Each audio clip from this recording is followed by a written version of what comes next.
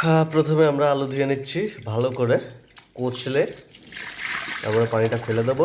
এরপরে আলুটা ছিলে নিতে হবে।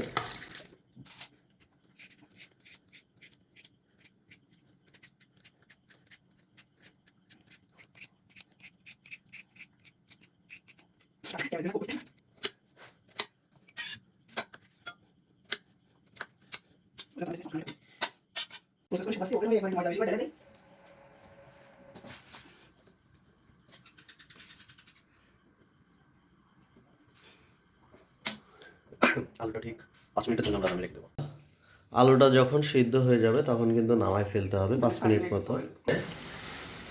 এই তো ভালো একটা কালার চলে আসছে, মোটামুটি কালার মাশাআল্লাহ। হ্যাঁ, একটু পরে হবে। আজকে নাটকে সাকসেস হয় এরকম দুই ভাই মাঝে মধ্যেই হবে ইনশাআল্লাহ।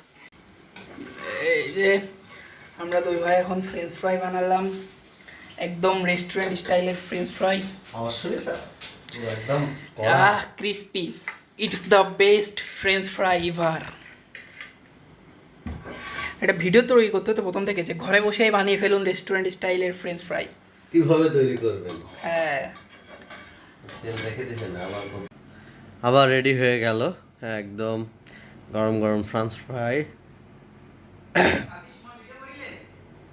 না